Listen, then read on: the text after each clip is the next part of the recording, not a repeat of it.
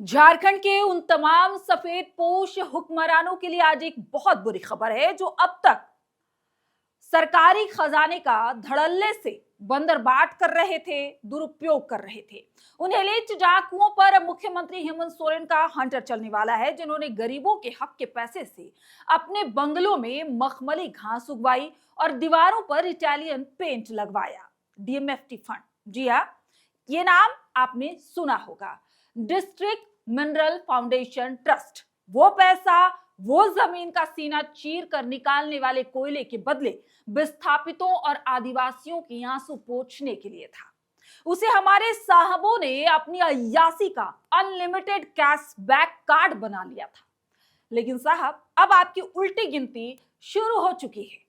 केंद्र सरकार के बाद राज्य के मुख्यमंत्री ने भी इस पर कड़ा संज्ञान ले लिया है। फाइलें खुल चुकी हैं, पेन की स्याही तैयार है और आदेश बिल्कुल साफ है। स्पेशल ऑडिट होगा और जो भी इस महालूट में शामिल पाया जाएगा वो सलाखों के पीछे होगा। आज इस वीडियो में हम बोकारो से लेकर रांची तक से उस सिस्टम का पोस्टमार्टम करेंगे जिसने जनता को धूल चटाकर खुद के लिए महल खड़े कर लिए। सही से अगर जांच हुआ तो कई हुक्मरानों के चेहरों से नकाब उतर जाएगा। नमस्कार, मेरा नाम प्रियंका मिश्रा है और आप देख रहे हैं एयर नाउ। डीएमएफटी के पैसे का कैसे बंदरबाट किया गया, ये मैंने आपको परत दर परत बताया था कि किन किन जिलों में भ्रष्ट अधिकारियों ने इस पैसे को कैसे लूटा। अब जरा इस हेरा फेरी की गहराई को समझिए। डीएमएफटी का नियम कहता है कि माइनिंग वाले इलाकों में सड़क, स्कूल और अस्पताल बनने चाहिए। साहबों ने तो सोचा कि जनता तो धूल फाक रही है, क्यों ना हम अपने सरकारी बंगलों का कायाकल्प करा ले। करोड़ों रुपए, जी हाँ, करोड़ों रुपए खर्च कर दिए गए अधिकारियों की कॉलोनियों के सौंदर्यीकरण पर। साहब के बगीचे की घास उगाने के लिए माइनिंग फंड का इस्तेमाल किया गया। हद तो तब हो गई जब कोरोना काल में जहां एक एक जान बचानी भारी थी, हर लोग एक दूसरे की मदद कर रहे थे, वहां 10-10 करोड़ रुपए के विज्ञापन और होर्डिंग्स छपवा दिए गए। आपदा में ऐसा अवसर शायद ही आप लोगों ने देखा होगा कि एक तरफ चिताएं सज रही हैं और एक तरफ अय्यासी का अड्डा सज रहा है। मुख्यमंत्री हेमंत सोरेन ने वित्त विभाग की उस रिपोर्ट पर मुहर लगा दी है जिसने अफसरों की नींद उड़ा दी है। अब होगा स्पेशल ऑडिट। इस घोटाले में शामिल सभी हुक्मरानों की नींद चैन गायब हो गई है। विनय चौबे का नाम तो आप सभी ने सुना होगा। वो तो मुख्यमंत्री के खासम खास थे, प्रधान सचिव थे, लेकिन जब भ्रष्टाचार में लिप्त पाए गए तो मुख्यमंत्री ने उन्हें नहीं बख्शा। तो इन हुक्मरानों को अब कौन बचाएगा? सवाल यह है कि गाज किस पर गिरेगी? क्या सिर्फ छोटे बाबू नपेंगे या उन बड़े साहबों पर भी हाथ डाले जाएगा जिन्होंने फाइलों पर दस्तखत किए थे?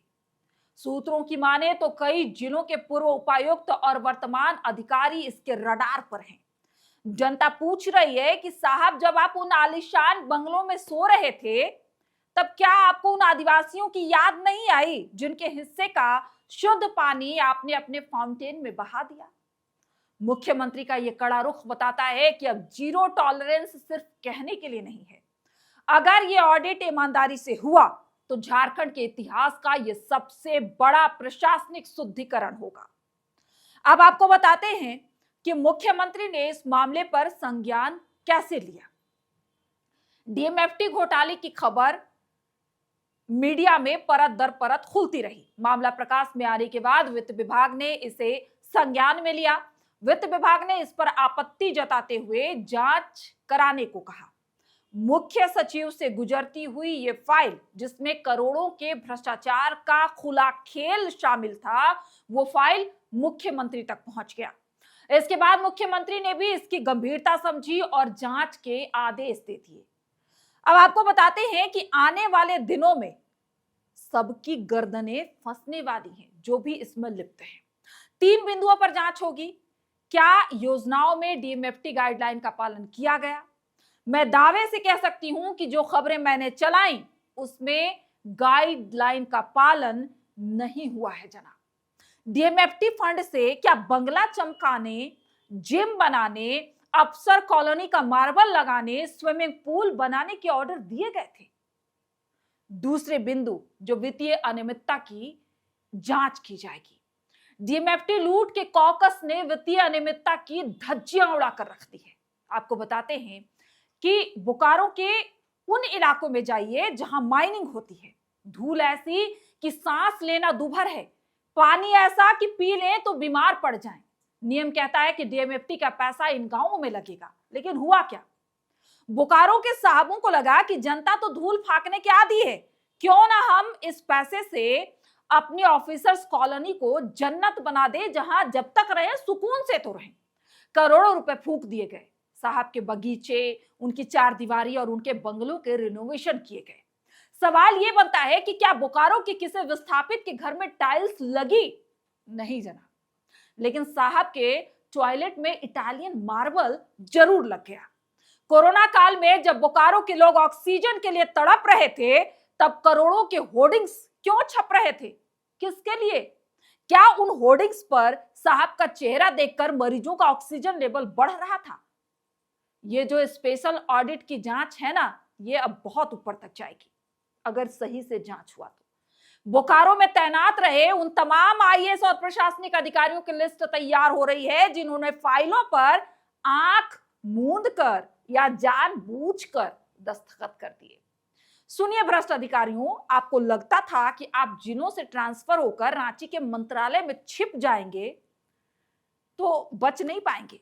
मुख्यमंत्री का संज्ञान इस बार सिर्फ खाना पूर्ति नहीं है।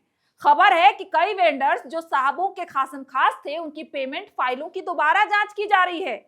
बिना टेंडर के काम कैसे मिला, आपातकालीन बताकर करोड़ों का वारा न्यारा कैसे किया गया, ये बोकारो की उस विधवा के हक की चोरी है जिसे पेंशन नहीं मिला। ये उस बच्चे के हक की चोरी है जिसके स्कूल में छत नहीं थी, और जब आप उनके हक का पैसा अपने बंगले की पेंटिंग में लगा रहे थे, तब आप भूल गए थे कि पाप का घड़ा एक दिन जरूर भरता है। अब वक्त आ गया है कि बोकारो की जनता सवाल पूछे, हजारीबाग की जनता सवाल पूछे। मुख्यमंत्री ने हंटर तो उठा लिया है, लेकिन क्या ये हंटर उन रसूखदारों की कमर तोड़ेगा या फिर ऑडिट की फाइलों के बोझ तले दब जाएगा? मुख्यमंत्री का यह कदम सराहनीय है, लेकिन जनता की नजर इस बात पर रहेगी कि क्या ये जांच मुकाम तक पहुंचती है या फिर कुछ समय बाद फाइलें फिर से धूल फांकने लगेगी। हम भी इस पर नजर बनाए रखेंगे, एक एक भ्रष्ट चेहरे को बेनकाब करेंगे और तब तक मामले को उठाएंगे जब तक सभी सलाखों के पीछे ना पहुंचे। आपका क्या सोचना है? क्या आपको लगता है कि इस बार बड़े अफसरों पर कार्रवाई होगी? क्या आपके जिले में भी डीएमएफटी फंड का पैसा पानी की तरह बहाया गया है? कमेंट बॉक्स में जरूर बताइएगा, क्योंकि आपकी आवाज ही सबसे बड़ी ताकत है। और हाँ, क्या आप बोकारो से हैं तो कमेंट में लिखिए कि आपके इलाके में डीएमएफटी के पैसे का क्या हुआ। डरिए मत, आवाज उठाइए, क्योंकि अब मुख्यमंत्री भी सुन रहे हैं, उन्होंने जांच के आदेश दे दिए हैं। जनता जब जवाब मांगने लगेगी तो सत्ता से लेकर वो सिंहासन भी हिल उठेगा, जिसकी जवाबदेही जनता ने तय की है। आप सभी का बहुत बहुत शुक्रिया। देखते रहिए एयर नाउ।